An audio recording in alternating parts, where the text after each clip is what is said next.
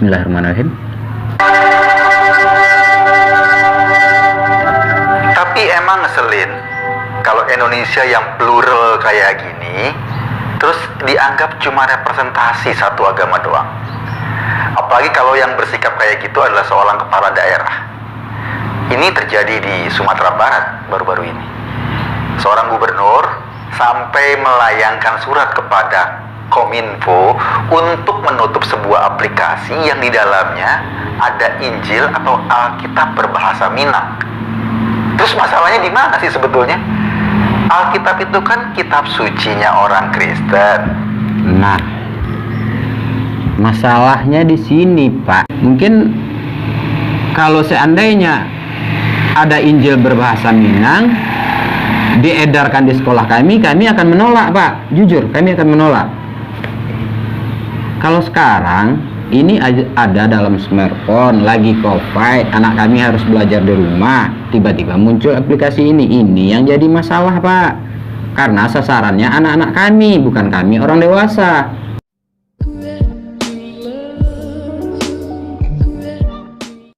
Kitabullah di sini ya Al-Quran, Pak, bukan kitab lain. Kalau seandainya adat bersandi kitab lain itu bukan orang Minang, Pak. Lepas Minangnya. Toh kalau seandainya ada orang Minang, di sini saya sampaikan ada orang Minang yang mengaku-ngaku orang Minang tetapi mempunyai kitab lain, berarti udah melenceng, Pak, dari falsafah Minang itu sendiri, dan otomatis ya bisa hilang keminangannya. Atau Lupa sejarah kayaknya nih. Sebelum masuk Islam ke Minang kan agama masyarakat Minang pasti macam-macam dong, dan kerajaan-kerajaan dulu juga misalnya Pagaruyung berubah dari kerajaan Buddha menjadi kerajaan Islam, tapi sebelumnya kan mereka juga orang Minang. Kalau statementnya bahwa orang yang bukan beragama Islam itu bukan orang Minang, terus dia mau nafikan nenek moyangnya sendiri yang dulu hidup di tanah Minang, kalaupun belum beragama Islam. Ulah kedua pun, Pak, kami tidak menafikan kalau seandainya nenek moyang kami dulu menganut berbagai macam kepercayaan, mungkin ada animisme dan sebagainya. Kami tidak menafikan hal tersebut.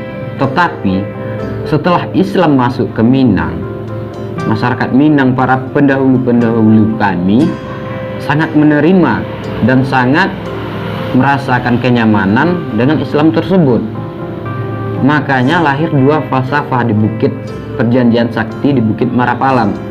Kalau Bapak nggak tahu, saya bilang di sini isi falsafah tersebut untuk syarat menjadi orang Minang yang utuh, yaitu adat bersandi syarat bersandi kitabullah, titik harga mati itu, Pak, untuk menjadi orang Minang. Kalau nggak tahu ya jangan main usik-usik orang Minang, Pak. Ini bukan ranah Bapak. politisi ini sepertinya ingin mengecilkan arti pluralisme di Minangkabau. Loh. Ini kok ada menampilkan foto-foto orang di video ini, Pak? Maksudnya apa ini, Pak? Waduh. Apa bukan politisasi ini, Pak? Mudah-mudahan enggak ya, Pak. Lanjut, Pak. Iya, sebagian besar masyarakat Minang sekarang ini agamanya Islam. Tapi pasti nggak semua. Ada juga orang Minang yang beragama Kristen. Setahu saya sebelum sampai sejauh ini, kalau Minang sejati semuanya beragama Islam, Pak. Tidak terlepas dari dua falsafah tadi. Kalau seandainya beragama Kristen, berarti boleh ditanyakan keminangannya. Adat bersandi syarat bersandi kitabullah. Kalau seandainya ada orang Minang beragama Kristen, ya coba tanyakan ke diri dia sendiri, apakah saya cukup syarat untuk menjadi Minang sejati? Tanyakan aja sama dirinya, Pak. Ini udah mulai masuk ke dalam, ini udah enggak bahas agama lagi nih, Pak. Ini udah bahas masalah partai-partai nih kayaknya. Gue kasih contoh, ibunya artis film Yayan Cenur Nah, ya. itu Yayan asli dari Cenur. Gantung Siri, Solo. Dia tuh penganut Katolik. Ibunya. Apakah kedua politisi tadi berhak mencabut hak sejarah dari ibunya Yayan Cenur hanya karena dia beragama Katolik? Nggak bisa dong. Ya nggak bisa juga. Ya suruh aja artis tersebut nanyain ke dirinya sendiri apa saya cukup syarat untuk mengaku saya sebagai orang Minang. Ya tanya aja Pak, Bapak aja tanya sendiri. Jika saja protes terhadap Alkitab berbahasa Minang itu diajukan sama FPI atau HTI, ya gue mungkin maklum. Tapi ketika protes kayak gitu, Karena orang tersebut nggak bawa nama-nama partai kali Pak ya. Apa? itu diajukan oleh seorang kepala daerah dan politisi Aha. di Indonesia, kok jidat gue langsung mengkeret deh. Mengkeret, bukannya mengkilat Pak. Kebanyakan minyak. Saya aja sebagai putra Minang dari orang biasa-biasa saja, bukan politisi, bukan orang hebat, bukan orang sekolah. Saya cukup merasakan aplikasi ini Pak. Terima kasih kepada Bapak Gubernur, pemimpin kami yang udah sangat mengerti isi hati dari masyarakatnya. Terima kasih Pak sudah melaporkan dan berhasil Bapak Menkominfo untuk menghapus aplikasi tersebut. Terima kasih Pak. Gini, seorang kepala daerah saat dilantik, dia bersumpah demi Allah. Petinggi masyarakat Minang pun, petinggi adat Minang juga bersumpah demi Allah kok Pak. Untuk menjaga dasar negara Indonesia, Pancasila. Salah satu inti dari Pancasila adalah pengakuan pada keragaman Indonesia. Betul. Selain itu adalah kesamaan hak terhadap semua warga negara Indonesia tanpa membedakan agama maupun sukunya. Nah ini betul Pak. Toh sebagai gubernur, Irwan Prayitno dan sebagai anggota DPR, Gus Pardi kan digaji dari pajak rakyat. Betul. Semuanya Ketika digaji rakyat bayar Pak. pajak, kan nggak ditanya agama mereka apa. Ya betul, Ada karena yang nggak ada. Muslim, Ya. Kristen, Hindu, Ya, Buddha, betul. sebagainya. Masa mereka mau digaji dari pajak orang beragam agama itu, tapi kemudian mereka mau mendiskreditkan satu agama? Nggak benar. Waduh. Gini Pak ya, saya ingetin kalau Bapak lupa atau Bapakku benar-benar nggak tahu, saya ingetin aja Pak. Bapak tahu nggak di Indonesia ini berapa penduduk muslimnya dibanding dengan penduduk lainnya? Dan kalau seandainya Bapak tahu di Indonesia ini penduduk muslimnya lebih mayoritas dibanding yang lainnya, berarti Bapak tahu juga dong berapa sumbangsih pajak orang muslim untuk negara. Contohnya dari jamaah umroh tiap tahunnya, Bapak tahu. Dan satu lagi dari jemaah haji tiap tahunnya bisa triliunan loh Pak. Dan satu lagi, apa Bapak tahu berapa APBD Sumatera Barat yang disetor ke pusat tiap tahunnya? Kalau menurut saya, kalau APBD tersebut dijadikan untuk menggaji para pejabat-pejabat Sumatera Barat itu sendiri, kalau menurut saya lebih lah Pak. Udah lebih nih kayaknya.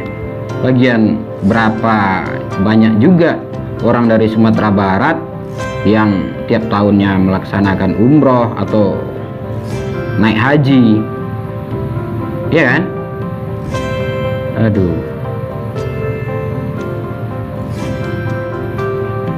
udah jelas di Sumatera Barat orang Minang, orang taat bayar pajak. Nah, Bapak tahu kira-kira pajaknya berapa? Apa nggak cukup itu untuk menggaji para pejabat kami? Atau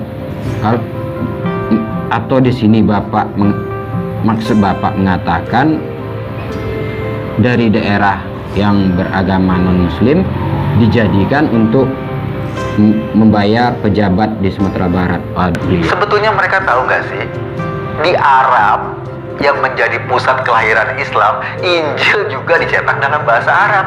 Ya betul. saat misa atau kebaktian di gereja-gereja di Arab, pastor atau pendetanya juga mengucapkannya sama, Assalamualaikum. Ya betul. Sampai sekarang nggak ada tuh orang Muslim Arab yang protes khawatir imannya terganggu. Kenapa di Arab nggak ada yang protes? Karena di sana memang ada penganut Kristennya, Pak. Kalau di Sumatera Barat, khususnya orang Minang, emang nggak ada orang Kristennya, Pak. Mungkin kalau ada itu tidak berasal dari Minang, mungkin bisa jadi Cina, bisa jadi orang Batak, orang Nias dan sebagainya yang menetap di daerah Minang. Contohnya saja di Payakumbuh di daerah saya sendiri ada gereja kok, Pak, dan kami aman-aman aja kok. Kami juga tidak protes adanya gereja di Payakumbuh. Bahkan ini adalah salah satu bentuk dari kami masyarakat Minang Payakumbuh yang menjunjung tinggi dari isi Pancasila seperti yang Bapak sebutkan tadi, yaitu berketuhanan yang Maha Esa, keanekaragaman di dalam penganut agama dan sebagainya. Aduh, Bapak nggak tahu Minang kayaknya ini, Pak. Yaudah, kita lanjut aja, Pak. Ini akibat politisasi yang selalu menjajakan agama sebagai bahan dagangannya. Seolah-olah Indonesia yang plural ini mau diringkus hanya untuk satu agama saja. Ya kita maklum, PKS sama PAN. Kita sih sadar, sebentar lagi Sumbar mau pilkada. Waduh, Pak, nggak kebalik tuh, Pak. Di awal video Bapak tadi bahas Injil berbahasa Minang. Sekarang Bapak tampilkan foto-foto partai, Bapak juga menampilkan kader-kadernya, dan sekarang Bapak menyinggung masalah Sumbar mau pilkada. Loh, ada apa ini, Pak? Apa jangan-jangan Bapak sendiri yang lagi politisasi nih? Hanya di tengah pandemi kayak gini nih, yang kita lagi repot dengan segala macam Ya, problem, betul. Bapak tiba-tiba tahu. isu Problem ini kami. dimainkan, naik lagi. Buat gue sih norak. Norak. Bapak yang norak kali, Pak. Dulu waktu ada politisi PKS nonton bokep di dalam ruang rapat paripurna DPR, Ya, apa Irwan juga menyurati Kominfo? ya betul. Kayaknya kelakuan politisi PKS itu lebih menjijikkan dibanding kalau ada orang Minang Kristen yang baca Alkitab dengan bahasa Minang.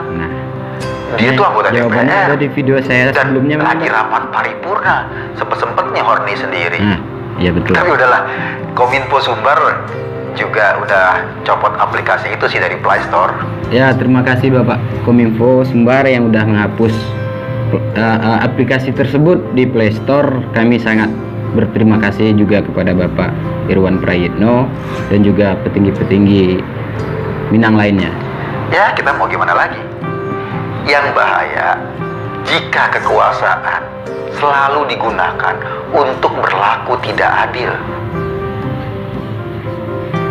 Aduh.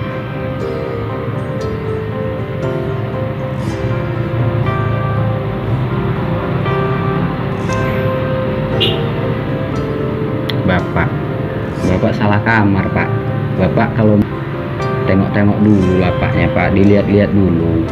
Udah jelas masyarakat Minang itu nggak ada beragama Kristen.